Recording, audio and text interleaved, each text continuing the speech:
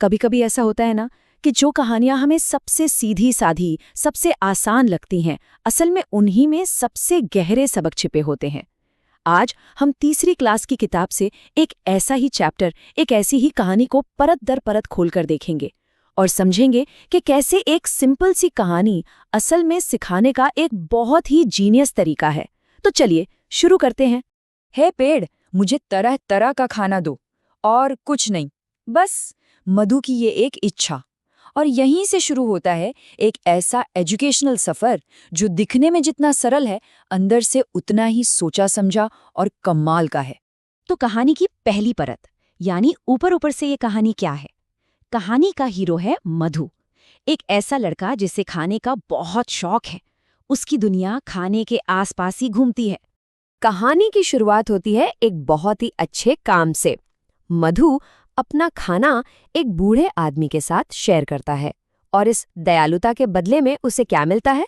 एक जादुई इनाम, बरगद के पेड़ से एक इच्छा मांगने का मौका। और भाई, मधु ने इच्छा मांगी नहीं कि वो पूरी होने लगी। सबसे पहले उसने लड्डू मांगे और सोचिए, पलक झपकते ही लड्डुओं से भरी एक टोकरी उसके सामने हाजिर हो गई। पर रुकिए, ये तो बस एक शुरुआत थी। देखते ही देखते वहां अंगूर, आम, सेब, फिर केले, कटहल, खरबूजे, अरे अमरूद और संतरे भी। और सिर्फ फल ही नहीं, मटरी, समोसे, कचौरी, पोटैटो चिप्स और वड़ा, मतलब खाने का एक पहाड़ सा लग गया। ये एक परफेक्ट एग्जाम्पल है कि कैसे कोई अच्छी चीज भी अगर बहुत ज्यादा हो जाए तो मुसीबत बन सकती है। और फिर इतना सब कुछ खाने के बाद क्या होता है? हिचकियां। कहानी में ये एक छोटा सा शब्द एक बहुत बड़ा टर्निंग पॉइंट है। यहीं से मधु की इच्छा में जो गड़बड़ थी वो सामने आने लगती है। और तब पेड़ का जवाब आता है, तुमने सिर्फ खाना मांगा था, पानी नहीं। और बस यहीं मधु को एहसास होता है कि उसने अपनी इच्छा मांगने में कितनी बड़ी गलती कर दी। कहानी का असली कॉन्फ्लिक्ट यहीं से शुरू होता है। तो ये तो थी कहानी, पर जैसा हमने कहा, इस कहानी में कई परतें हैं। चलिए अब इसकी पहली छिपी हुई परत को खोलते हैं, यानी इसमें छिपे नैतिक और दार्शनिक सबक। मजे की बात यह है कि पेड़ ने उसे पहले ही चेताया था। उसने पूछा था, तुम्हें और कुछ नहीं चाहिए? सोच लो। ये लाइन सीधे सीधे बच्चों को सिखाती है कि कोई भी फैसला लेने से पहले अच्छी तरह सोच विचार करना कितना जरूरी है। तो असली सबक क्या है? ये कहानी सिर्फ खाने के बारे में है ही नहीं, ये हमारी चाहतों और ज़रूरतों के बीच के फ़र्क को बड़े ही आसान तरीके से समझाती है। मधु को समझ आता है कि पानी जैसी बुनियादी ज़रूरत अनगिनत पकवानों की चाहत से कहीं ज़्यादा कीमती है। और हाँ, कहानी में अच्छे गुणों पर भी जोर दिया गया है, जैसे उदारता। एक तरफ मधु अपना खाना बांटकर दयालुता दिखाता है, तो दूसरी तरफ वो बूढ़ा आदमी बदले में इतनी बड़ी इच्छा पूरी करके अपनी उदारता दिखाता है। अच्छा, तो ये तो हुई मोरल साइंस की बात, पर कहानी यहीं खत्म नहीं होती। अब आते हैं इसकी दूसरी लेयर पर, जो है भाषा का पाठ।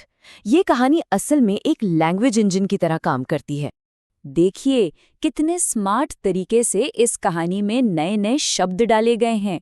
Forever, immediately, appeared, savouries, hiccups, ये सारे शब्द कहानी का हिस्सा बनकर आते हैं, जिससे बच्चों को इनका मतलब रटना नहीं पड़ता। वो कहानी के साथ साथ खुद ही सीख जाते हैं। और बात सिर्फ नए शब्दों तक ही नहीं है, ग्रामर भी सिखाई जा रही है, वो भी खेल खेल में।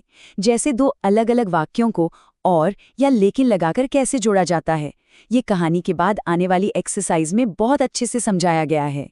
तो कहानी हो गई, भाषा हो गई। अब आती है तीसरी और बहुत जरूरी परत।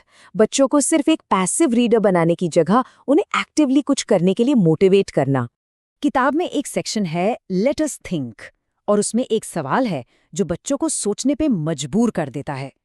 अगर तुम मधु की जगह होते तो क्या मांगते और क्यों?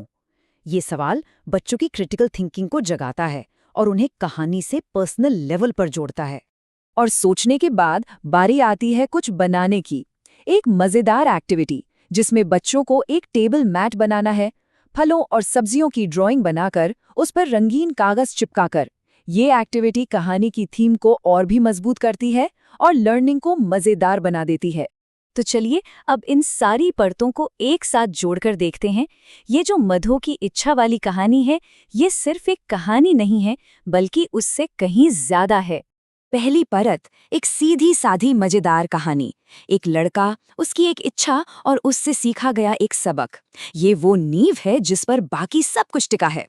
दूसरी परत, नैतिकता का एक ढांचा जो बच्चों को दूर की सोचने, दयालु होने और अपनी ज़रूरतों को समझने का महत्व सिखाता है। तीसरी परत, भाषा सिखाने का एक प्रैक्टिकल टूल। नए शब्द, ग्रामर, सब कुछ कहानी में ही पैक है। और चौथी परत, बच्चों की सोच और क्रिएटिविटी को जगाने का एक जरिया। उन्हें सोचने, लिखने और अपने हाथों से कुछ बनाने के लिए एक लॉन्च पैड देना। तो ये सब देखकर एक सवाल मन में आता है। ऐसी कितनी ही कहानियां हैं जिन्हें हम बहुत साधारण समझते थे, लेकिन उनमें न जाने कितने सबक छिपे हुए हैं। शायद अब वक्त है उन पुरानी जानी पहचानी कहानियों को एक नई नज़र से देखने का। क्या पता उनमें कौन सा छिपा हुआ खजाना मिल जाए।